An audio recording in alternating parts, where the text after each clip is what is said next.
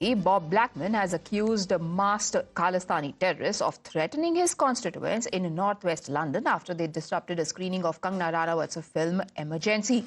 Blackman has urged UK Home Secretary to intervene in the matter and said that several cinemas have pulled down the film fearing more disruptions.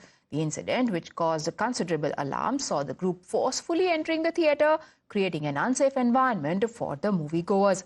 Kangana Ranaut has responded to it. And in a post on social media, she has hailed the UK MP and said that a British MP is raising his voice for her fundamental rights in the UK. However, there are politicians in India, as well as some who call themselves feminists, who have kept mum on the disruptions being caused about her movie screening. But we've got breaking developments coming in. Now, Ministry of External Affairs has responded on the matter. They have said that they have raised objections after Khalistani elements are said to have disrupted the screening. MEA has now demanded action from the UK. They are saying that those who are obstructing the movie screening should be punished. The argument being put forth is that freedom of expression cannot be selective. You would have seen, and we have also seen several reports on how the film Emergency, which was being screened in several halls, was being obstructed. We consistently raise concerns with the UK government regarding incidents of violent protests and intimidation by anti-India elements.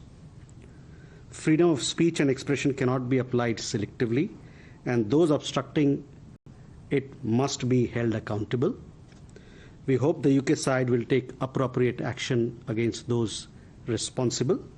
Our mission, that is our High Commission in London, remains in touch, in regular communication with our community members for their safety and welfare. So we expect the UK side to take strong, appropriate action in this. Mohit, now the matter has been raised at the topmost levels. Well, yes, in fact, Priya, and you see, British MP has raised his voice against the pro-Khalistani elements that are working over there in United Kingdom, and we saw that how the screening of movie Emergency was being stalled, and we saw that how exactly the theater owners were being disrupted, the screening was being disrupted, and now we see that how Kangana Ranaut has also come out and she has basically stated a British MP has raised his voice against this pro-Khalistani element.